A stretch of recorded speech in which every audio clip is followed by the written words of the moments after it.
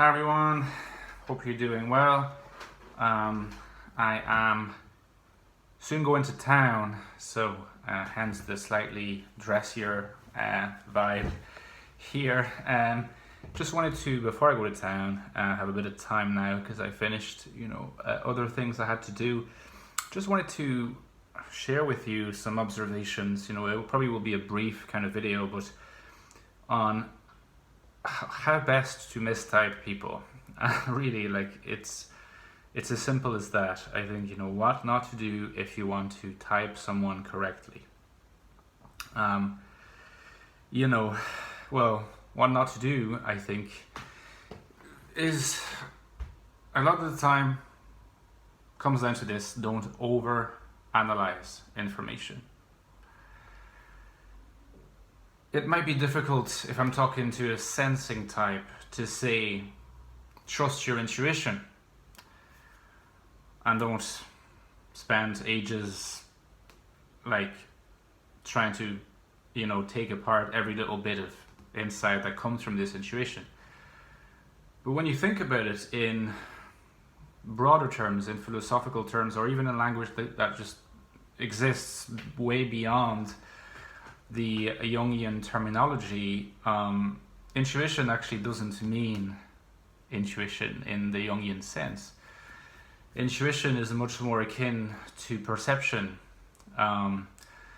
So in this case, you'd have just a distinction between intuition and judgment. Sometimes intuition in the sensing expression of it is called instinct, okay? And you'll often come across sensing types that are instinctively very developed. Regardless, I think the essential point is that in this broader sense, everyone is capable of intuition, and it's very important that you try to trust your intuition and not repress it, because if you start going into or even prioritizing the analytical aspect of things, what's very likely to happen is that your intuition tells you something. You come at conclusion A, then you use your ratioinating process to maybe move from A to B. But what's very common is that the network of practices promoted within the MBTI community, which I honestly don't think would have been encouraged by Jung, is to then move to a further ratiocination from B to C and then to D, and it just goes endlessly in circles and it never reaches an actual conclusion, whereas it's most likely the case that the first conclusion was the right one, or that the right one is the one that is reached once you have your original conclusion and you discuss your original conclusion with the original conclusions of other people. And then out of this conversation, hopefully a question arises, or rather an answer arises. Sorry about that. But it immediately becomes a lot more difficult if you over-exaggerate the process of analysis, and if anybody in the conversational circle exaggerates it as well. And I think the reason why it is so tempting to put a lot of faith in this an analytical process, whereas honestly over-reliance on it almost systematically, as far as I can tell, yields wrong results. Dave's superpowers, whenever he falls into that process, he proposes absurd types, as far as I'm concerned.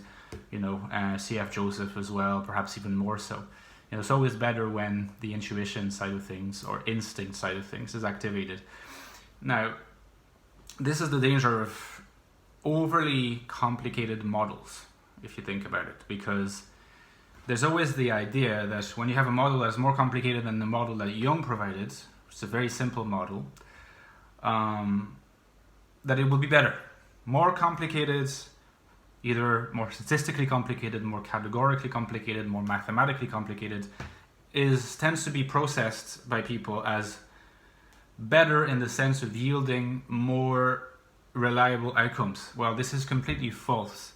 And I think that anyone who has in research manipulated models knows that a model is never better than when you can explain a lot with very little in terms of the structural, elements of the model itself. So the simpler a model, the better a model. So always be mistrustful of overcomplicated models, because they are the way in which you're going to end up putting way too much emphasis on the circular analytical side of things rather than the more instinctive, intuitive, and conversational side of things.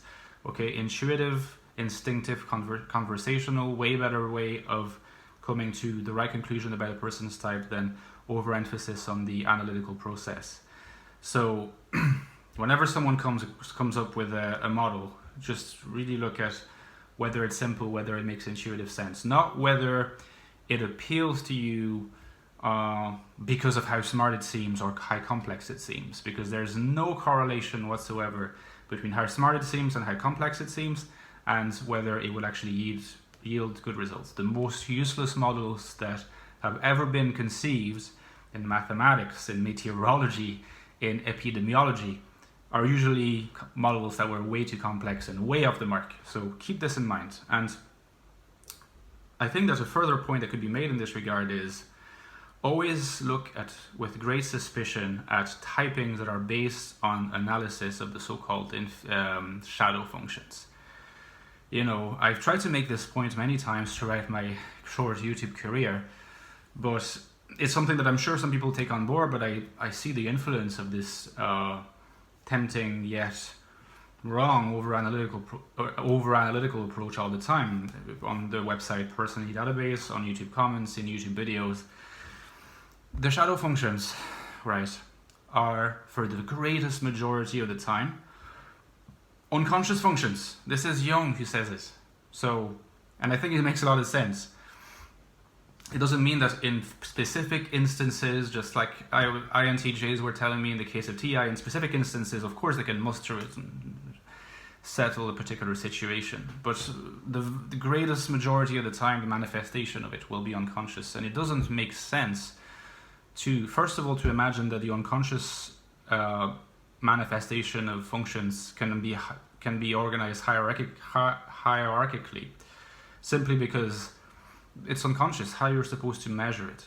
What you can do at most is propose a theory of what would be the unconscious type of people whose conscious type is this, right? So we can only take an interest in the conscious type.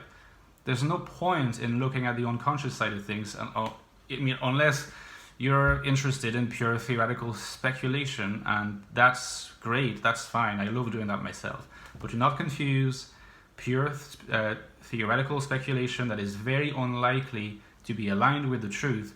Do not confuse it with an additional great and complex conceptual tool to get closer to the truth.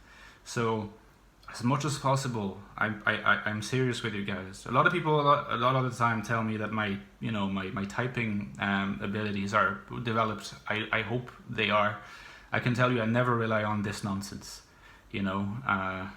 Look at the four main functions, be happy with that. You don't need to go into anything else to come to your answer. Otherwise you will fall into the fallacy of over analysis, something like that, and over reliance on complex models that have nothing to do with truth. And on these words, it's time for me to go to town. All right, see you guys. Have a lovely Wednesday.